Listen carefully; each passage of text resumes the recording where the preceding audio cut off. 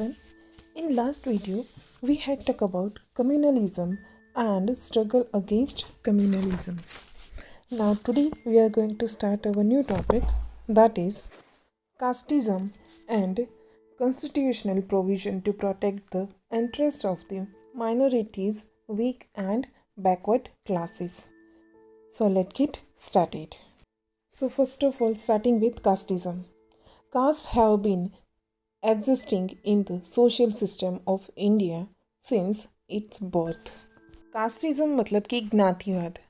भारत के अंदर उसकी जो सामाजिक व्यवस्थाएं हैं तो उसका जो एक स्वरूप है, जो उसकी सामाजिक स्तर रचना की जाए तो उसमें जो ज्ञाति है मतलब कि जो कास्टिज्म है तो उसका अस्तित्व है वो सदियों से चला आता है। Thus we may say that India's social structure is based on casteism. तो हम ये बता सकते हैं कि भारत की जो सामाजिक रचना है तो वो टोटली कास्टिज्म्स के ऊपर डिपेंडेंट है। Earlier concept of casteism was different from what it is today.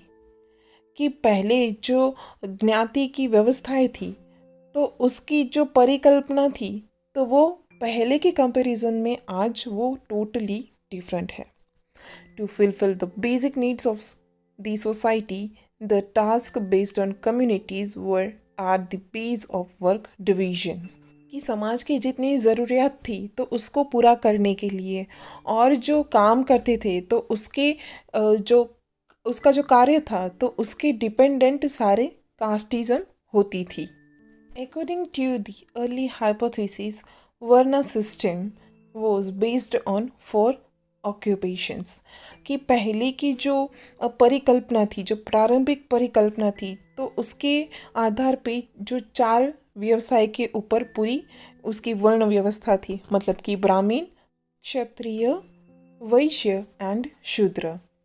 Dwelling arrangement and occupation were based on caste. Dwelling मतलब कि निवास, जहाँ पे रहते हैं, तो ड्वेलिंग अरेंजमेंट और ऑक्यूपेशन मतलब कि उनका जो काम का व्यवसाय था तो वो उनकी कास्ट के ऊपर बेस्ड था। As the base of occupation was source of income and some caste were getting low income so they remained poor economically. कि अभी उनकी कास्ट के अकॉर्डिंग उनको काम करना पड़ता था तो इसकी वजह से कुछ ऐसी कास्ट भी थी, ऐसा ग्रुप भी था कि जिसको जो इनकम मिलनी चाहिए तो वो बहुत ही कम मिलती थी। इसकी वजह से जो उनका इकोनॉमिक लेवल था तो वो भी पुअर था। Before the period of British rule some communities were living isolated life in the regions where it was not easy to reach, like inaccessible forest and mountain region। कि भारत के अंदर जब British rule था तो तभी उसमें से कुछ जातियां ऐसी थी, कुछ कास्ट ऐसी थी, कुछ समूह ऐसे थे कि जिसके पास हम इजीली पहुंच नहीं सकते, तो वो ऐसे फॉरेस्ट एरिया में, ऐसे माउंटेनियस रीजन पे वो रहते थे। Social and cultural life of this communities were different from others. कि इनकी सोशल और जो कल्चरल लाइफ थी तो वो दूसरी कम्युनिटीज से टोटली डिफरेंट थी। They had their own prominent culture and language. कि उनकी खुद की अलग ही संस्कृति और उनकी एक अलग ही लैंग्वेज मतलब कि बोली भी थी। Because of living separately from generation to generation, people of these communities could not develop. ये कम्युनिटी है तो वो जनरेशन टू जनरेशन सबसे सेपरेट रही है।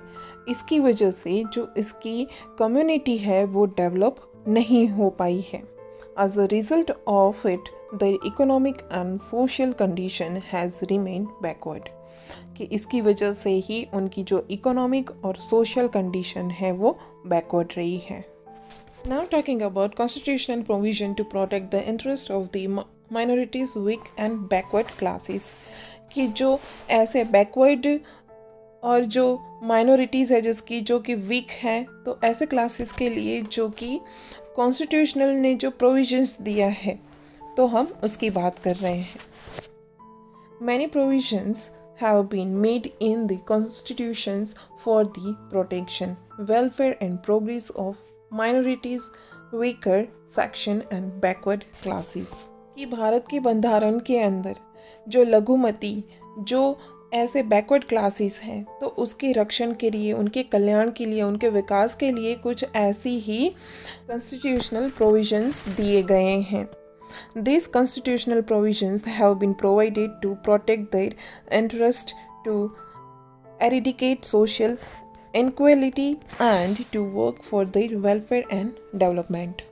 कि ये जितने भी कॉन्स्टिट्यूशनल प्रोविज़न हैं तो वो उनकी हित की रक्षा के लिए, उसके अंदर जो सामाजिक असमानता है तो उसको हटाने के लिए, उनका विकास करने के लिए, उनका कल्याण करने के लिए किए गए हैं. Indian Constitution grant equal social, economic and political justice to all of the Indians. कि भारत का जो बंधारण है उसके अंदर भारत के जितने भी नागरिक हैं उसको समान सामाजिक, आर्थिक और राजनैतिक न्याय देने के बारे में बात की गई है. According to the Indian Constitution, there will be no discrimination on the basis of community, caste, religion, language, sex, etc. It is also mentioned in the Constitution that equal opportunity and equal status in the fundamental rights of every citizen. जो Indian constitution है उसके according कोई भी जाति, ज्ञाति, धर्म, भाषा या तो लिंग, मतलब मेल, फीमेल या अदर, तो उसमें कोई भी भेदभाव नहीं रखा जाएगा.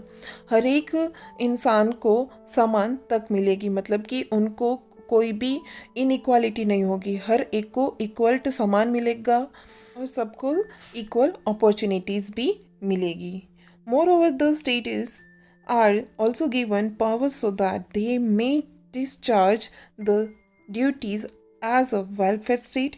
It can improve certain restriction on certain fundamental rights in order to protect weaker and backward classes of society.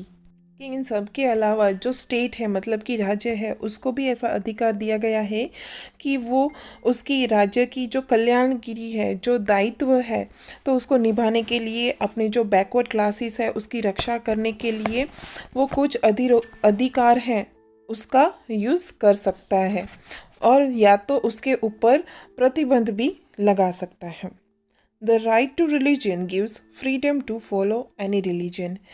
जो धार्मिक स्वतंत्रता का अधिकार है तो वो कोई भी धर्म का पालन करने की स्वतंत्रता देता है. The main objective behind providing constitutional help to minorities, weaker sections and backward classes is to offer them equal opportunities, justice and status in the country. कि ऐसे जो बैकवर्ड क्लासेस हैं, जो वीकर सेक्शन हैं, जो माइनॉरिटीज़ हैं, उनको जो कॉन्स्टिट्यूशनल प्रोवाइडिंग किया गया है उसके पीछे का जो मोटो है, जो ऑब्जेक्ट है, तो वो क्या है, तो उनको राष्ट्र के अंदर समान तक मिले, समान न्याय मिले और उनको एक स्टेटस मिले कंट्री के अंदर. तो ये उसकी जो प्रोविज़न है, कॉन्स्टिट्यूशनल जो प्रोविज़न है, तो वो प्रोवाइड करने का मोटो ये है. Care is taken for this classes in the 5 years plans also. आप लोगों ने सुना होगा कि 5 year प्लान्स मतलब कि पंचवर्षीय योजना. कोई भी राष्ट्र की पंचवर्षीय योजना होती है, मतलब कि 5 साल के अंदर ये जितनी भी योजनाएं आती हैं तो वो सब जितने भी क्लास है तो वो सबका ध्यान रखती है. तो कॉन्स्टिट्यूशंस के अंदर ये भी एक जो चीज़ है वो ऐड करने में आई है. तो आज हमने जो डिस्कशन किया वो कास्टिज़म्स के बारे में डिस्कशन किया और जो कॉन्स्टिट्यूशनल प्रोविज़न दिए गए हैं उसके बारे में थोड़ा डिस्कशन किया.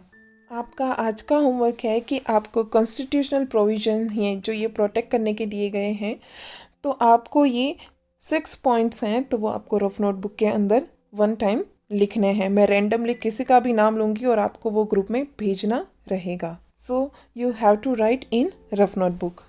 Thank you.